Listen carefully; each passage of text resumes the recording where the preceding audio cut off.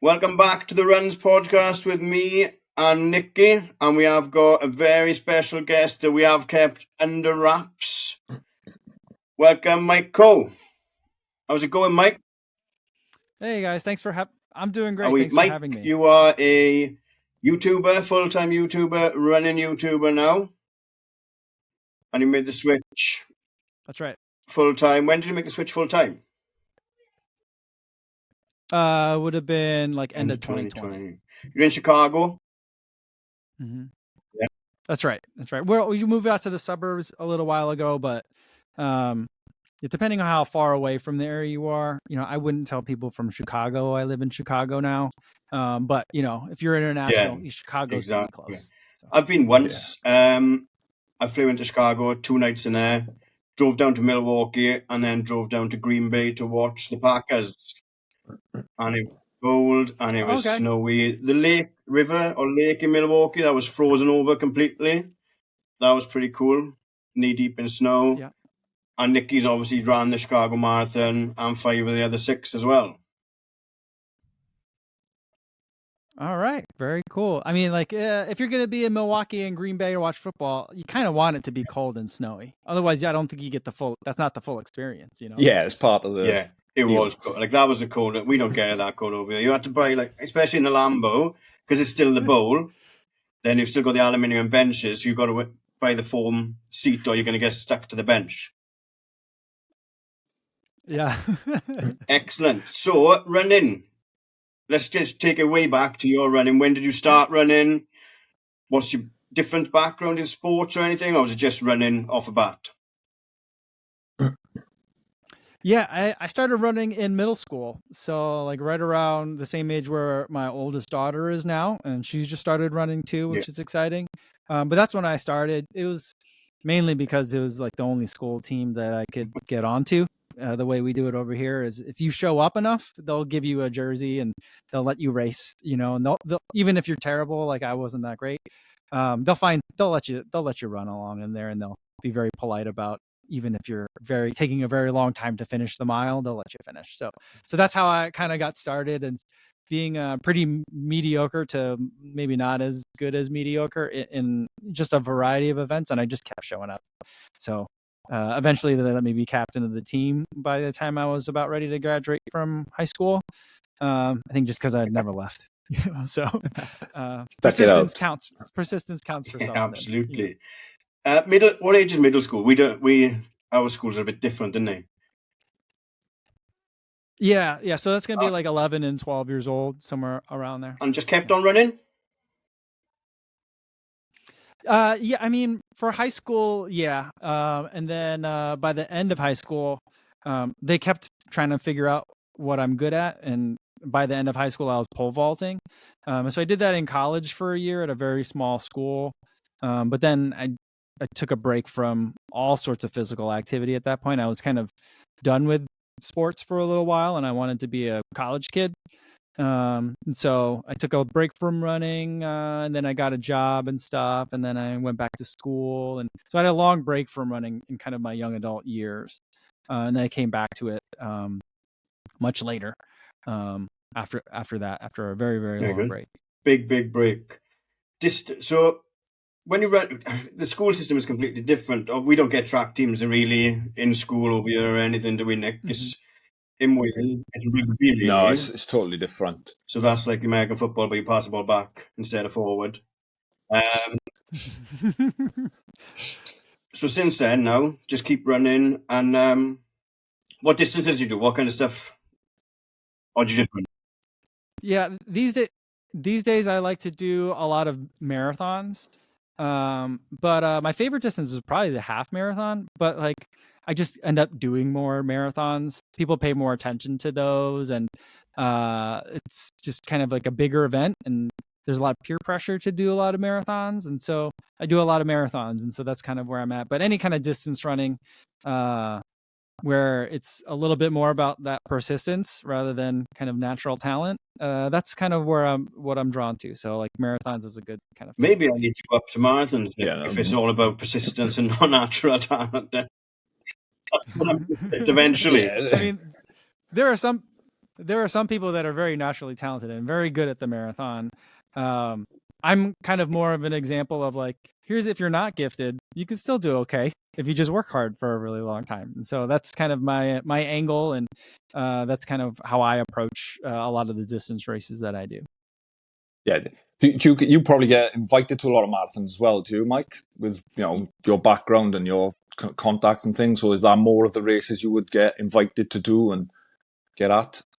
Yeah. So a lot of the times I'm getting invited either by like, sometimes it's by the race itself or it's by one of the sponsors of the race. Yeah. That's doing it. And so like they're looking at it as like, well, we're sponsoring this event. We want to make our involvement with this event kind of like well known. We got to get bang for our buck. And so I think brands are starting to realize like sponsoring the event is kind of a good starting spot. But if you really want your connection to running, the community, and that event to be known, you got to do a little bit more on top of that to really help promote your involvement.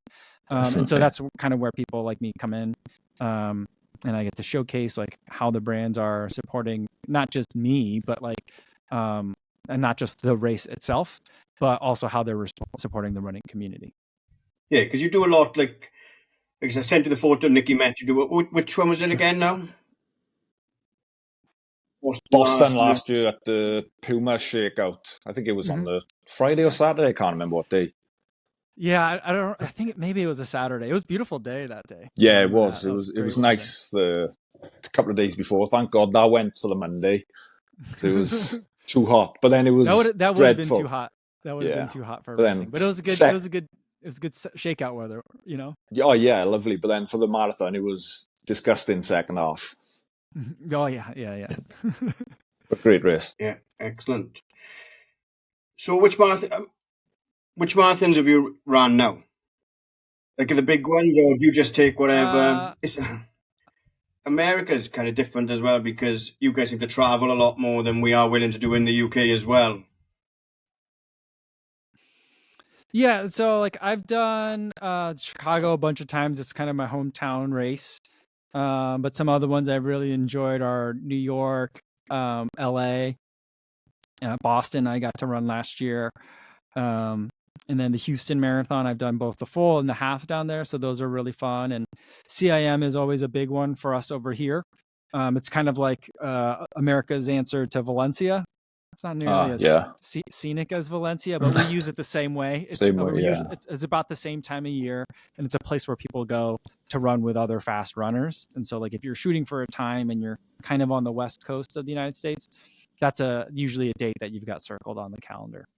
But that's pretty tough, isn't it? I know a lot of people say they use it for a fast time, but I've seen Seth's recap of it, and he was saying he didn't realize how tough a course it really was as well. Yeah, they like to talk about how it's like 800 feet of downhill or something like that, but there's also like 600 feet of uphill or something like that. Yes. Yeah, and so I would call it a rolling. I always call it a rolling course. Roller. That happens to be downhill by the end, but it's more of a rolling course. Yeah, but like the thing about it is it's like for people, and this is not me, but like for people that are faster than me, that are in between, like they can't run with the pro women, but they're running faster than say 3 hours. Like if you're anywhere in between there, there's usually not a pace group that's going to cater to you. But if you go to CIM, there are other people that are running in a lot of those like 250, 240 times that you'll find people to run with. So like these are people that normally are running by themselves in a lot of marathons because they're not fast enough. So stretched out. Right. And they're not slow enough to be with the bulk of people. And so it's a good place to run together with people. Yeah. So I can see your comparison there with Valencia. That's a similar thing for like Europeans. It's like another major in some ways because they're so stacked, and like say from 2:30 to 3 hours, there's such a bunch of runners that are so good you can get into groups and get pulled along. Yeah, but Valencia is a lot more scenic and I think a lot faster and flatter. So I mean, Valencia is flat. I'm trying to find a year that I can get over there, and I just don't know when that's going to be. But like every time I see the finish on the water, I'm like, oh, I wish I were there this year because it just looks so great. It is. I done it about 4 or 5 years ago, and our club we're going back end of the year to do it again with a group of us. So looking forward to that one. It's great. You need to get to it. Yeah, I hope I It can. will. So what are you running marathons in at the moment, Mike? My next one will be I'll be going to Boston, but not running. Just going to cheer everyone on, and then from Boston I'll be heading over to London. So I'll be heading over towards you guys in a couple of weeks here. Are you just filming at Boston's, Mike?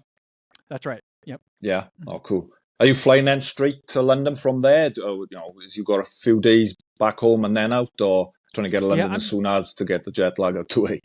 Yeah, jet lag hits me pretty hard, and so I'm going to try to get there right away and just try to acclimate. I know that'll give me a lot of time in London, which is, not a bad thing, So, No. but it's kind of like it's a couple extra days that I'm trying to think. Well, is there enough time for me to kind of explore the country, not just London? Because I've been to London once before, about 15 years ago. But maybe I can meet some other friends that are not necessarily in London, but I'm not sure if that's just that's adding even more travel. And hassle. On a week where I'm trying to PR, that could be tough. So I'm just trying to figure out what's the right play. Still planning. Like I say, find balance when you want to be trying to rest as much as you can, but then you want to see it because it's a new country and things. Yeah, find balance, especially going for PR. Exactly. So what are we going for? What's PR? What are we looking at for PR? I'll have a better idea in a couple of weeks, but like right now in my mind, I'd love to get under 255. I ran a 256, almost a 257 in Tokyo, isn't it? Yeah. In Tokyo.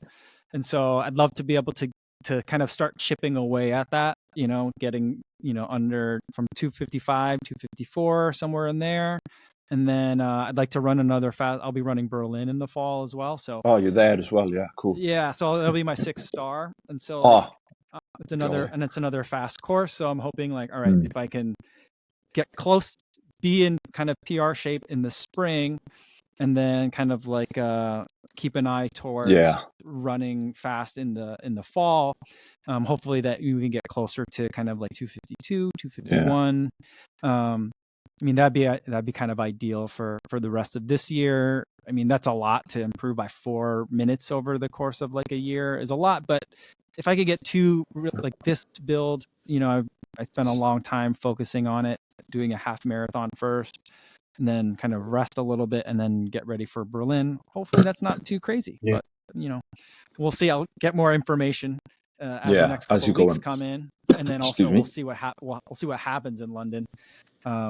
Maybe I will be able to keep along that plan, or maybe not. But we'll figure it out as we go.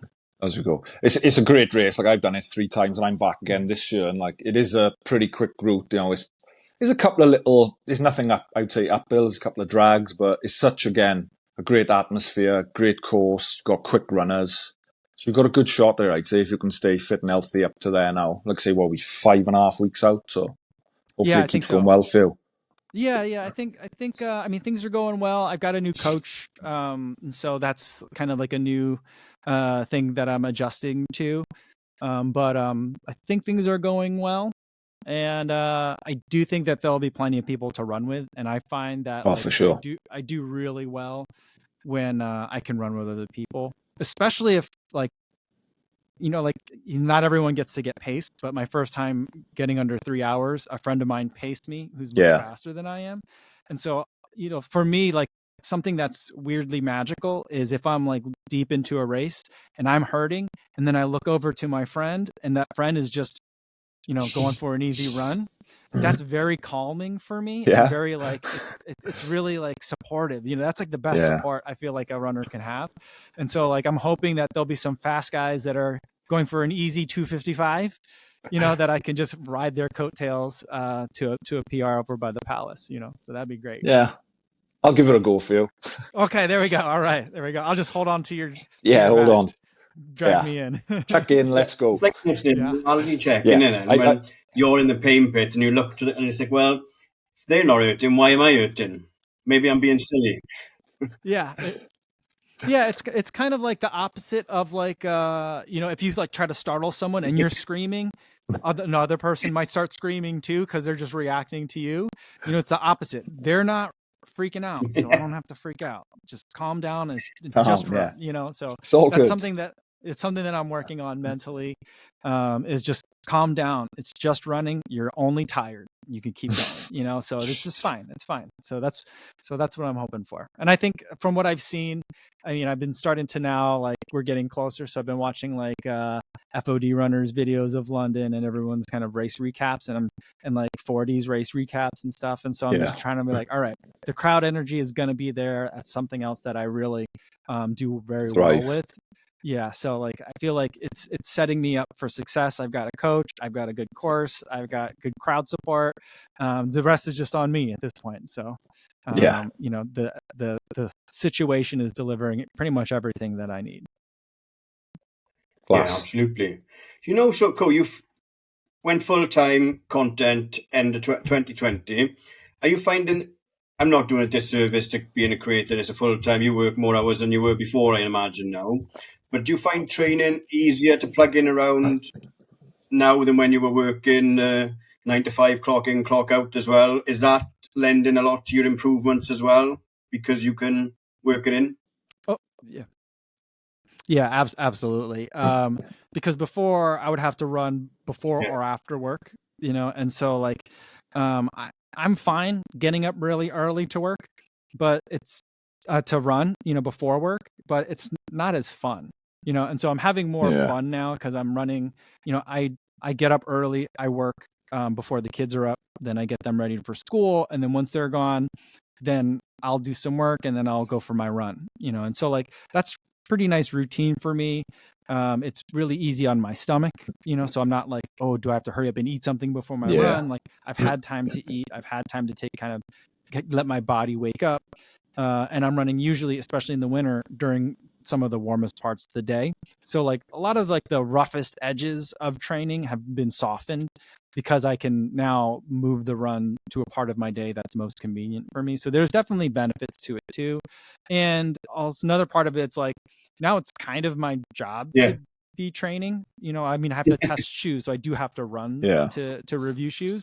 But like, you know, like training for a marathon, that's not required for me to do my job. It's just something that's really fun that I also get to do as a perk. And so that also kind of helps too. But like not having a full-time job on top of it as well helps me to sleep better, which I always say like sleep is the most expensive recovery tool. Because it's like you can't buy sleep, you know, even. And so like now I have more time to sleep. I don't always still sleep that well, but my sleep hygiene isn't that great. But at least in theory, I have the ability to kind of get more sleep and more recovery in. And so that's been a very big factor in being able to take on more training, is being able to sleep. Yeah, we touched on that with Lizzie as well, didn't we? Like if you've got to get up at 5 a.m. if you've got to put a session in the morning and have a shower and get to work and do the traveling to work and stuff. So it is hard to plug in around the 9 to 5. It's not impossible, but it does give you a lot more freedom as well, doesn't it? Definitely. Yeah. And I think that like, you know, especially for people that have cold winters, like you're doing it in the dark and it's the coldest part of the day. It's just really hard to stay focused, especially if you got a big session. It's just hard. And I don't like running at night. So like, you know, once I could move my schedule around, like night running, that was the first thing to go. That's gone. Yeah.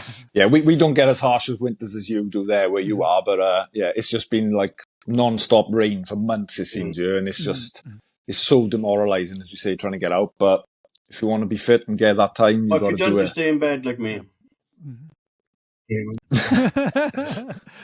Apart from running, creating and everything, what do you like to do as well, Mike, when you've got some free time to like just downtime? Yeah, I mean, luckily for me, what I like to do in my downtime is what is kind of my job now. And so like I like playing around with cameras. I like making videos. So those are fun things. But I also like, you know, playing with hanging out with my kids and spending time with them, cooking for the family. I'm not a great cook, but I enjoy doing it, you know, and so those are things that I like to do. We just got a house when we moved out to the suburbs. And so like my wife and I for the longest time lived in a condo. And so we've never had to deal with like mowing a lawn or shoveling a driveway or any of the other like homeowner things. So that's kind of our new hobby. It takes us a really long time to figure all that stuff out.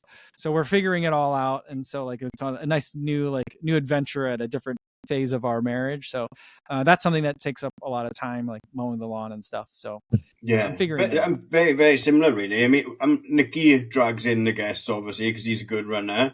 But I mainly do, same as you, editing the videos, chopping them up, making reels, trying to get some traction, spending time with the kids as well. I've got a 9-year-old, and actually, he gave me Seth Rollins and Cody Rhodes' good luck before today's pod. So yeah, I'll tag Seth Rollins and Cody Rhodes as well. See if we can get some shares of them as well. Yeah, some wrestlers. At the moment. Yeah, he's like, let me show you how to do a pedigree. I said, no, I know how that ends. So London is a big one. Exciting time. How long? So said about like trying to get around. It's tricky to get around as well because you're traveling on wheels, not flying around kind of England really as well. Anything you want to see in London? Have you watched the Friends episode to get some tourist? Yeah, I did a lot of the sightseeing when I went. I went with some friends like about 15 years ago. And so we saw a lot of the sites. And so a lot of it will be kind of, I guess, revisiting a lot of the touristy stuff just to see like how things have changed. I mean, like, I think the London I was there, like the time I visited and stuff like that. But I know a lot of new buildings have been built and put together. So like, that'll be interesting just to see the skyline. But I think, I recently read the book Boys in the Boat. About crew teams from, I think it was like the 1936 Olympics. And they spent a lot of time talking about people rowing crew on the Thames. And I don't think that people are out there rowing anymore, but it just be good to kind of like see the river and kind of like trying to picture that in my mind and kind of put that connection together. I do like history quite a bit. And so it's like, I'd like to try and dive a little bit deeper into some more historic aspects of London, but I just don't know how much time I'll have for that. My original trip, we did go visit a nearby castle.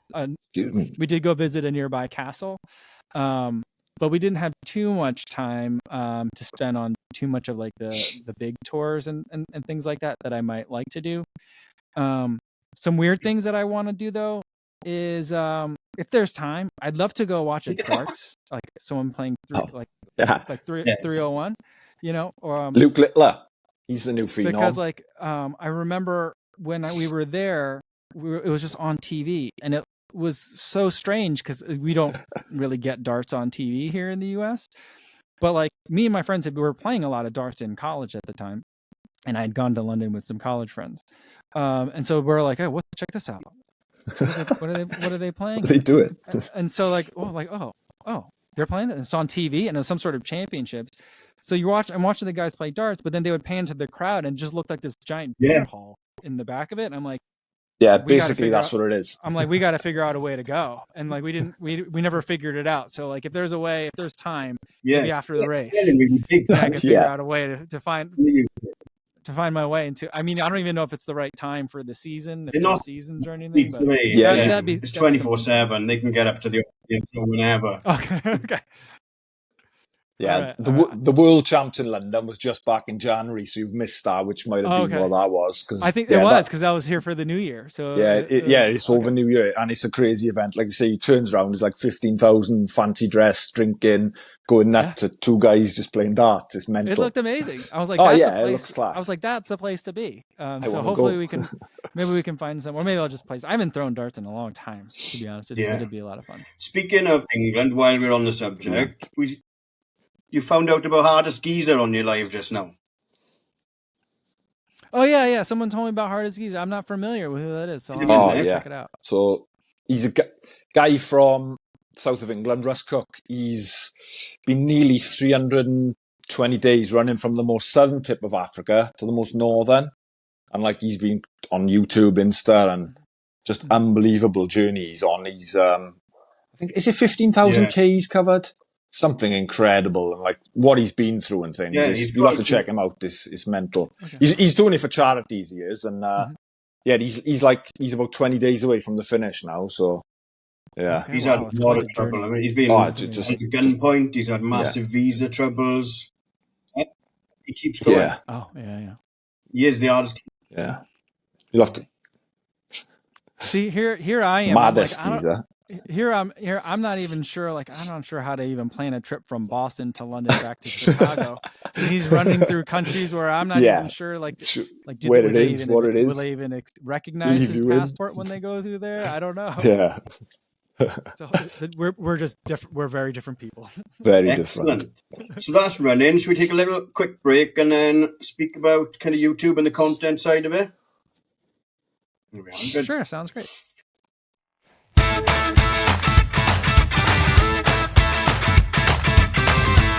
Welcome back. We've still got Mike with us. So that was all your running history, kind of, Mike, and a bit more in between, including darts. But so you took the big jump in 2020 to go full-time content. Was that skip every emotion in the world, I imagine, when you took that decision? Actually, it wasn't. It was a pretty easy decision. I mean, if you guys remember, 2020 was the pandemic, so like my other job, we were shut down for a long time, and so it got to the point where I was starting to see like when would we be able to open again, and I was already like basically we're out of money, so I was like, I'm not a young man anymore, and I don't have the energy to kind of dig out of this hole, so we're just going to shut it down. And so I was basically, it's kind of almost like how I started my other business, is how I was kind of approaching going full-time YouTube. It was kind of like, well, my wife has a very stable job, and we've been very lucky with that for a very long time. And so when I started my business, I was like, let's try this. We'll see how it goes. If it ends up not working, I'll just stay home with the kids and spend more time with the kids.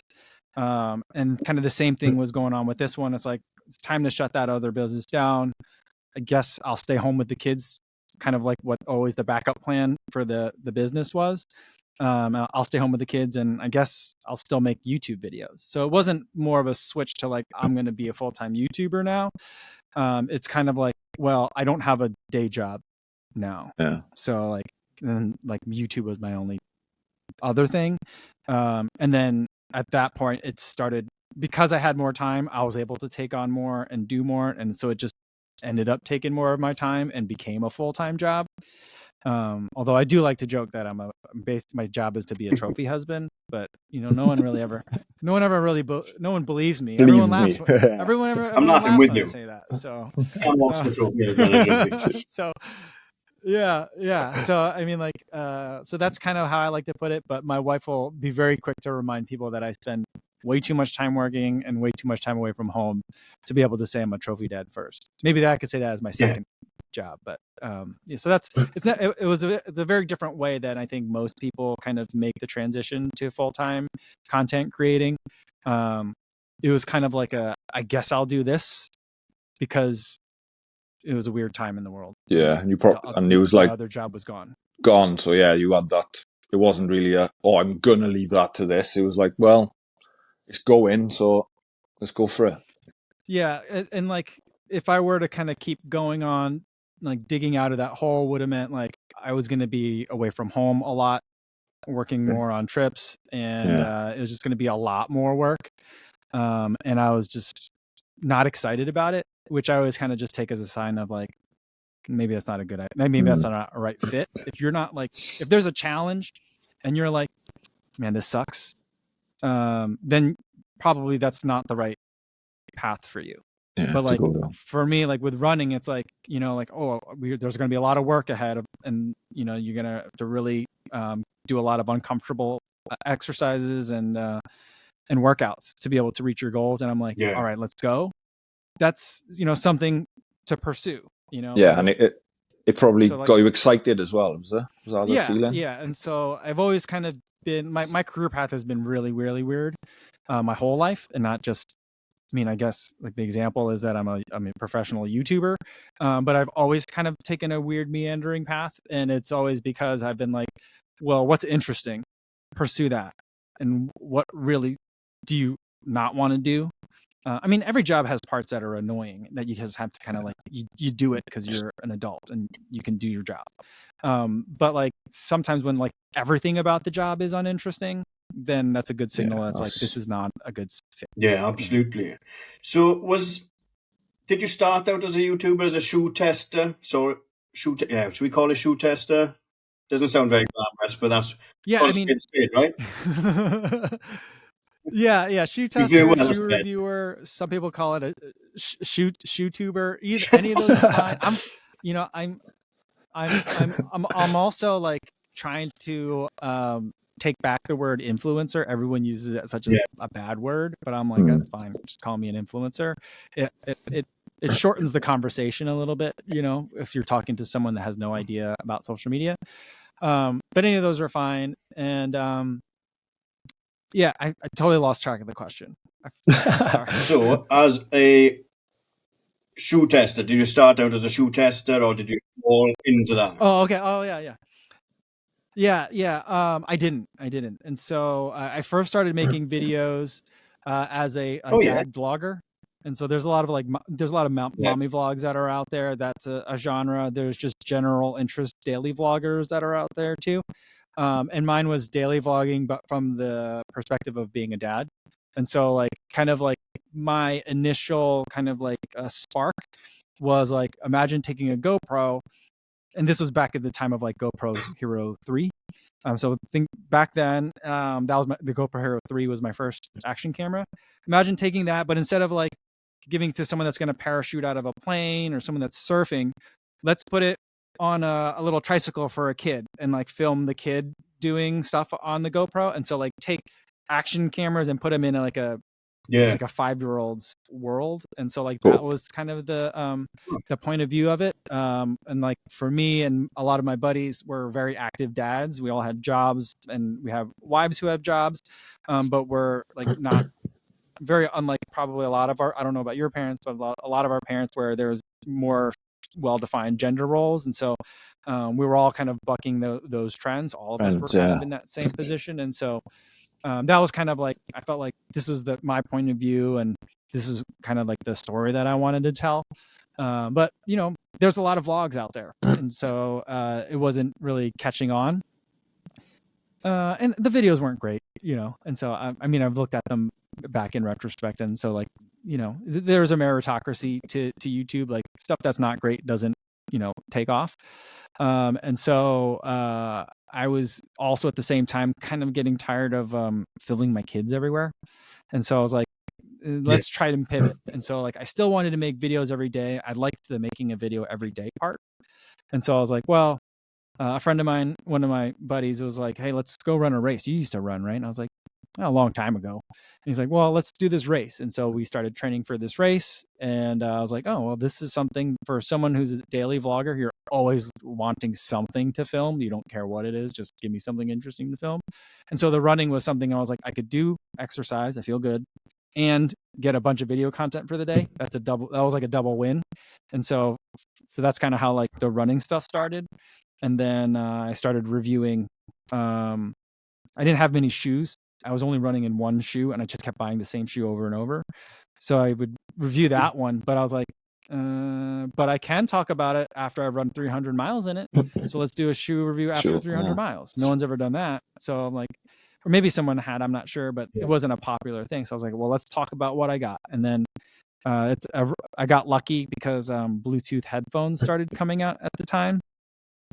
They called them true wireless earbuds. I don't know if you guys like remember that.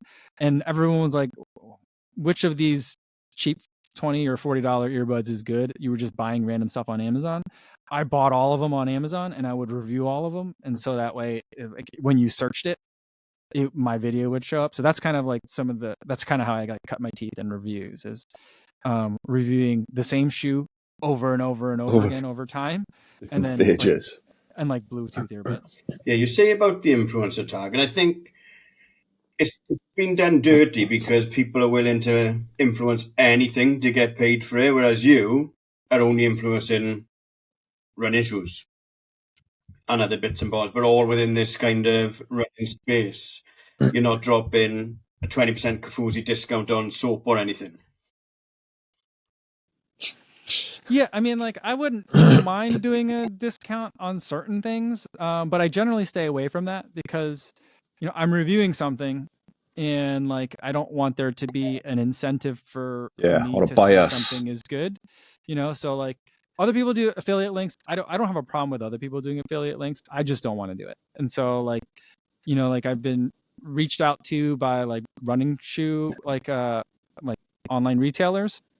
Like, hey, we'll give you an affiliate link if you do a review. Just put a link to it down below. And I'm like, I know a lot of people do that, but I don't want to do it because is the reason why I'm saying something good because I'll get a commission. I don't want to put that on there. At the other hand, I do realize that like a lot of times people will watch a review and be like, oh, this guy really liked this shoe. I had questions about it, but now I'm sold. I'll buy it.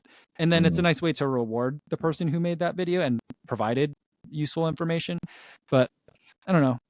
Maybe I'll be there at some point, but I'm not there now. So I don't do a lot of affiliate links, but there's other stuff that I wish I could get affiliate links for, but then I can never get links for stuff that I don't review a lot of, like gels. I don't really do that. I used to do a lot of gel, like nutrition reviews. I don't really do a lot of them anymore, but I wouldn't mind doing, if I can get people an affiliate link for that. Cause it's just like, hey, if you like it, here, let's save you money. So that's something that I like. I don't because a lot of times affiliate links are about commissions to me, but I'm like, all right, I don't want a commission to me. Can I make it cheaper for them? That's stuff that I'd prefer. Giving back to your like fan base and viewers and stuff rather than take. Yeah. Like, it helps me because like I'm one person and I am starting to build a little bit of a team, but I'm trying to stay very lean. And so like, there aren't a lot of ways that I can thank the audience, and I wish there were better ways that I can do that. And so like, I'm trying to do more merch, for people that want to be able to, express their appreciation of fandom. And so like, when I do merch, I try not to make it too expensive. So that way it's more accessible to more people. And so like, but that's hard to do. And if there's a way that like, here's something that everyone's buying, can I just make it 10% cheaper for you? That'd be great. That's something that I'd like to do more of, but it's not always easy to get those kinds of arrangements, at least not for me. YouTube, I was having a scroll through YouTube and it seems like everything from your thumbnail to your, what's the words called? Bio for the video. So everything, the description, thumbnails, they all kind of have massive implications on the video's success as well, don't they?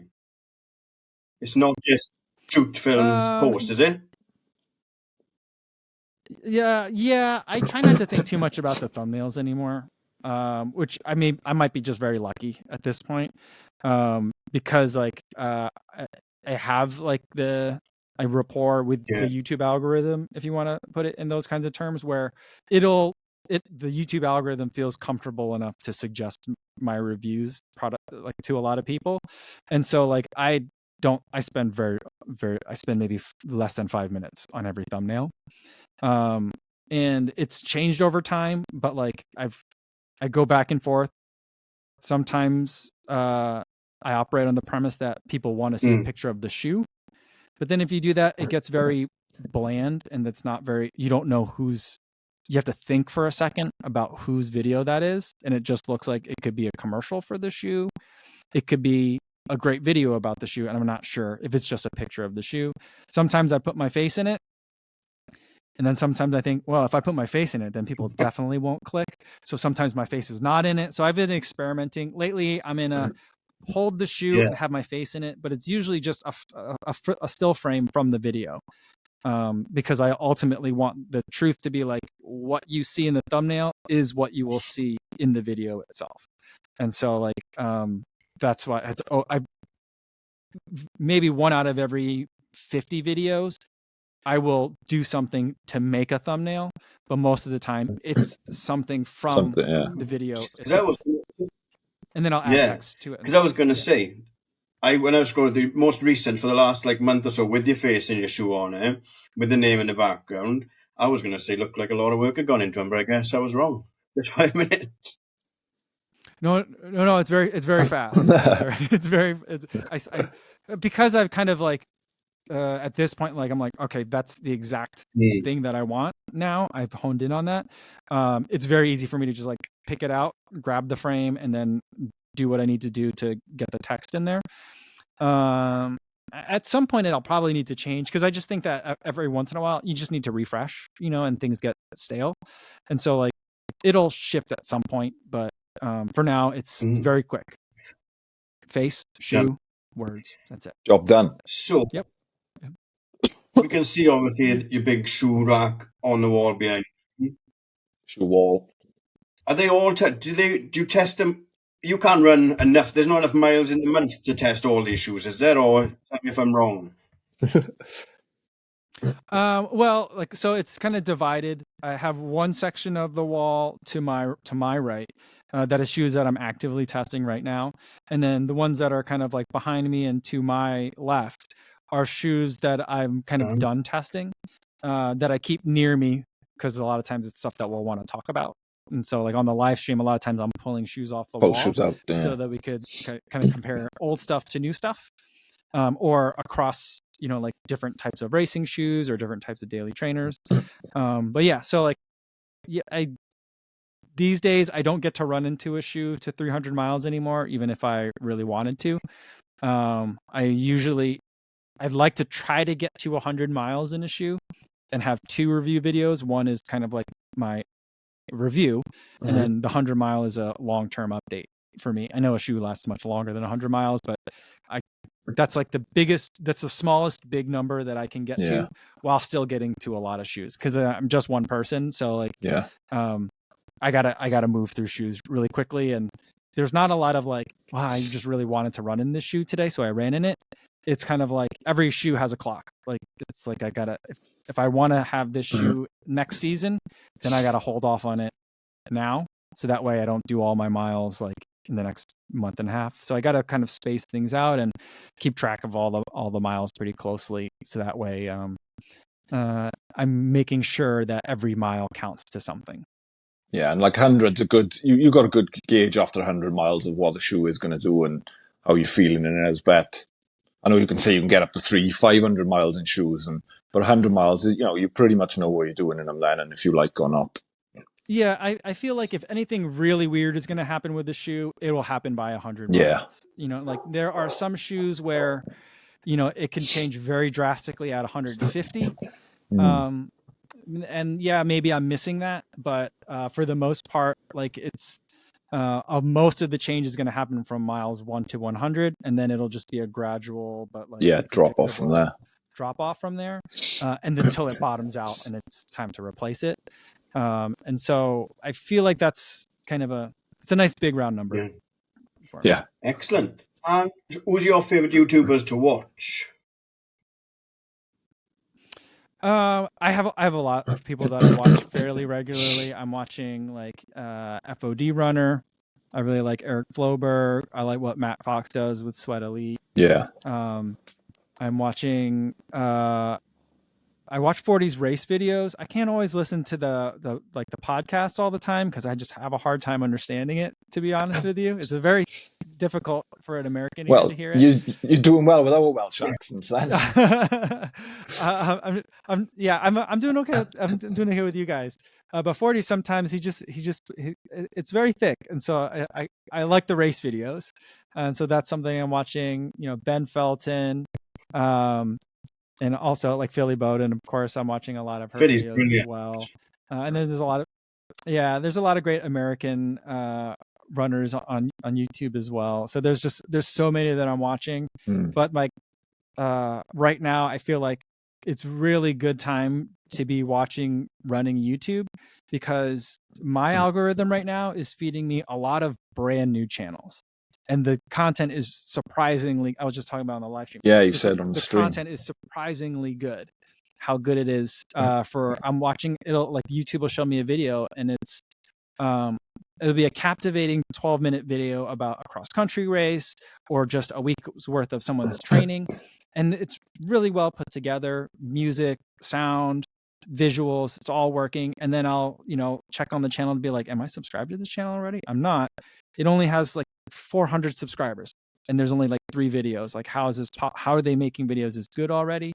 And so like, it's been really nice. I love finding channels that are like, usually like people hit their stride around like 1,000 to 10,000 subscribers. But right now it's just like people are making good videos right away. And it's really just fun to be able to watch a wide variety of training styles and locations and hearing different accents. And that's all fun too. And just seeing how people are training and putting together a story about a training week is really just fun for me to see. Do you think AI is lending a lot to the video development as well? Not like obviously the filming and stuff needs to be done, but like the creation of captions and transitions and stuff is becoming a lot more automatic than it has been in the past as well. Yeah, I don't really think that's happening. Not in the videos that I'm watching, right? Like, and the things that the algorithm is feeding me. Something that I like personally don't like a lot of is videos that use kind of like stock footage or just generic running footage, and they're talking on top of it. And so, like, I really like it. The kinds of YouTube videos that I like are when the runner is filming themselves and talking about themselves. Yeah, and it doesn't have to be on a selfie stick. Maybe they have someone filming them, someone helping them out. But like if you just think about like Ed Bud or Andy, like they're filming themselves. They're talking about their own running. They're not like, like talking, like there's some channels that are like, and I'm not saying that they're bad, but they're not my favorite. Like there's some channels that are talking about like, oh, here's this next marathon coming up. And it's just looping footage of other races from other races from like things, a television broadcast, or worse, they're stealing other people's YouTube videos about it. Like those are the kinds of videos that I don't like. And that's, I think, the area kind of like faceless videos where you don't see the narrator. Like that's where I feel like a lot of AI might come into play, and I'm concerned about that. But for the kinds of videos that I like to watch on YouTube when I'm like relaxing and I want to watch YouTube videos, or I'm eating lunch and I want to watch a YouTube video, it's like I see the creator, I see that person, I see them running, I see them talking, like I see the shots that they're putting together. Maybe they're using AI to help them write a script. Yeah. How do I tell this story, or like what are some ways to transition? That could be possible. And that I don't have a problem with, like AI helping with kind of like the storyboarding, but like AI creating the visuals, it's really trippy, and it was like cool for like a second, and now I'm not into it anymore. And so like what I really like is just like kind of like reality TV, but like the way that people are able to package their own lives and their own experiences. The way they do things. That's really what I like, and I think that that's going to be harder for AI to replace. Hopefully, it's harder for AI to replace. I don't want AI to replace it. No. I like hearing from people. Same. Excellent. Right, we do a little section called This or That. I'm sure you're familiar with it. We haven't reinvented the wheel. Nick, have you got some this or that for Mike? Just before we get into that, I was just going to touch on, you mentioned earlier the coaching, Mike, and how things, obviously I watched your video the other day with you had your catch up with Sage and Sandy. How are you finding that adaptation, and do you think it's going to give you that other couple of percent? Obviously you do, otherwise you wouldn't have gone to coaching, but I know I've seen a couple of your Strava things and you're saying you're not enjoying a couple of the workouts, but all in all, you obviously are. And how are you finding it? Yeah, it's hard work. They're kicking my butt, Yeah. It's a lot of it's a lot of work that I'm not used to doing, and so it's been an adjustment for sure. I like to complain, and I've told them that like I'm like, I'll let you know if you need to change the workouts, but in the meantime, if I'm saying complaining things, I'm just complaining because I like to complain, and so like we have like an understanding there. I like the stuff that like is not the right word. I think it'll be good for me, the stuff that they're giving me. I feel like it's going to give me confidence in a lot of the areas where I had very little confidence, while still also staying very much aligned with what I'm doing. So like, it's not drastically different from what I was doing before. Like I like a 9-day training cycle. They like a 9-day training cycle. I like high volume running. They like high volume running. So a lot of the things that I like, they also like. but they're giving me a lot of stuff I don't normally like because I've been avoiding it for a long time, you know? And so like they're helping me fill in gaps, and kind of like holding me accountable and not letting me get away with doing more of the stuff I like and ignoring the stuff I should be doing, but don't necessarily like as much. And so ideally, hopefully I will grow to love these other new kinds of workouts as well, and become a better athlete for it. And so I think the transition is going pretty well because I think already we were aligned before we even started working together. So I think that's a testament to like lots of coaches are great coaches and lots of athletes are great athletes, but not all great coaches and athletes mesh well together. Yeah, no, definitely. You know, and so like finding the right match is really important. And I think I found a good match here. Yeah, looks it. Obviously, like I say, taking you out of that comfort zone as well at first, it must be like a hard little adjustment, but yeah, hopefully it pays dividends for you and get that PB in London. Yeah, I'm excited to see what I could do out there. Me too.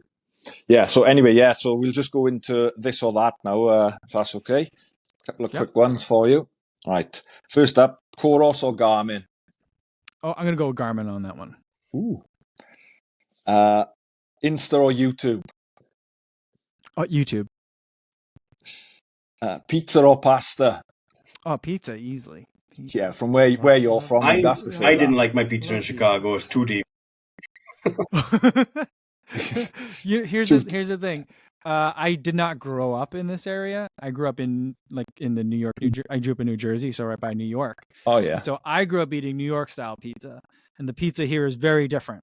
And so like I struggle because I don't love the local variety of pizza here. It's not my favorite, but I'm also a firm believer in there's no such thing as bad pizza. All pizza is good pizza.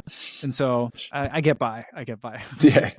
I make it a lot at home too. So I have no one to blame but myself if the pizza's bad. Nice. Next one, beanie or cap? These days my hair's a little bit longer, so the cap works a little bit better. But I do love a good beanie in the wintertime. I get cold very easily, so I just love being cozy. But if I have to pick, I'll go with the cap. Medal or t-shirt at the race? Neither. No, neither. No, really. You don't like neither. No. Yeah. Unless basically the only medals I still have at this point are the World Marathon Majors medals. Because then I just want to have the picture of like the 6 medals and the 6 star. Yeah, and the star. And then after that, I don't really need them anymore. I mean, I won't throw them away. But to be honest with you, like if I get a race shirt, I wear it to do my race recap video, and then I donate it to charity. And then if I get a medal, I'll wear it around, and I'll wear it to like the airport if I travel. You know, I'll wear it around all day, and then usually it ends up in the garbage. So I feel bad to say that, but I don't keep them. Oh, well. Yeah, mine are just in a bucket in the cupboard, same part. Well, my major ones are there as well, but once I get it all done, I might, frame the 6 then. Yeah. See, that makes sense to me, but like the other ones, they just sit, and so I was just like, I don't need these. I mean, for me, like I made a video about it, and so like I have that as my memory. I made a video about the, I suppose that's a bit different, and so like I don't begrudge anyone that loves the medals and wants to collect them and display them all. I think that's great. It's just for me, I'm not. This shoe wall aside, I'm not much of a collector of things. so it used to be easier for me to say that, but now I'm sitting in front of a wall of shoes. But I don't really like to collect things, and so medals I'll take neither. It would be fine. Bet. And last one, Asics or Adidas? Well, that's a tough one. But I know you like both. Yeah, I do like both of them quite a bit. But I'm probably going to go with Asics just because my last 3 PBs are in the Metaspeed series. So there's a lot of sentimental. Although, my most recent PB though was in the Evo 1, the Adidas, the half marathon. Yeah. Yeah, but I just really love the Nova Blast and I love the Metaspeed series. So the Nova Blast class, real good training shoe. That's gonna really put me over the edge for that one. Yeah. What's the shoe of choice for London going to be? Question. I'm not sure yet. No? I think it's probably right now. I still have some shoes to test, but I think the front runners right now are the Metaspeed Sky Paris or the Puma Fast R2. Those shoes are just I love both of those shoes so much. I think the dark horse could be the CLOX1. That one, I just have so much fun in that shoe. So that's been a really good one. And I'm just very curious to see what it would feel like for 26.2 miles. So those are, I guess, like kind of like the 2 to 3 that I'm looking at. But I just got a pair of the Endorphin Pro 4. So like I haven't tested it yet, so I don't know if it's in contention or not yet. Yeah. But you know, that's usually like the Endorphin has been a pretty good shoe for a long time. So, you know, I can't rule it out until I try it. It. But then keeping in mind though, like I do have another hopefully fast marathon attempt coming up in September. So so another choice. Another shoe there'll be another. Yeah, some good choices anyway. Yeah, and then like this summer I'm hoping to run a lot of like 5Ks and 10Ks. So that'll be another chance to really put some of these shoes to the test too. Yeah, so it'll be fun. Good. Awesome.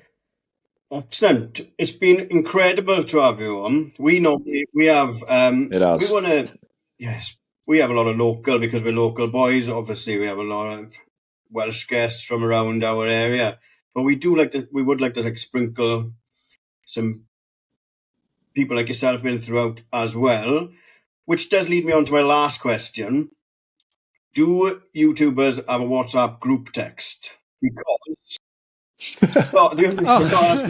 everyone, Hella Sadibi has left me on read. He said, yeah, let's set it up. And I haven't heard of him since. Okay. Yeah. So I've been trying to get Hella on my own podcasts for a long time. He's very squishy. So, and he's admitted that much to me. He said, you got to just tell me, hey, let's do this date and put it a couple weeks out and just tell him this is the date. And then he'll either make it work or he won't. But like that's what he said. You got to be firm with Hella. But like I am a part of a couple of different groups. There isn't one big one with everybody, but there's a couple of different ones that like tend to coalesce usually around like the big marathons, just so everyone knows is like what's going on. I know everyone here is coming into town. Yes. When can we see each other? Like because we just want to hang out. So we're all friends. So it's like that's kind of the main thing is like we just want to know like, oh, do you have something? When's your event? Because I want to come support you if my schedule permits. So we want to support each other. We want to go to each other's things. So there might be like a group chat that kind of like coalesces every once in a while. But in the US, a lot of people use WhatsApp. The only people that have my WhatsApp number are people in the UK. I don't even know what it is. So like I always have to like look it up if I have to give it to someone. But a lot of times it's either like a big Instagram DM, like a group chat there, or it'll be an actual text. So that's usually how it goes. Well, hopefully they watch this and then they're in our DMs on Instagram saying, we need to get on. We want to be on as well. All right, there you go. Guy, you haven't asked the film question. Who, Mike, would you like to play you in a movie about your life? Oh, you know who I would love? That's easy. I would want Keanu Reeves to play me. I think that'd be awesome. The Don. That was easy. That's the easiest one you've answered so far. Yeah. I've thought about it a lot. I'm a big Keanu Reeves fan, so excellent. Maybe that's why. Thank you very much, Mike. It's been an absolute pleasure, and I'll let Nicky make sure. Try and catch up with Nicky in London. The pacing offer is there. I'm sure you've had loads as well, but Nicky will be there or thereabouts. All right, great. I had a really fun time talking to you guys. This has been a really fun combo. Mike, thanks so much for coming on. Really appreciate it. And like I say, best of luck in London. Hopefully I might bump into you and see you during the race. But for now, bye for us, and we'll see you on the start line somewhere soon. Thank you. All right, thanks, guys.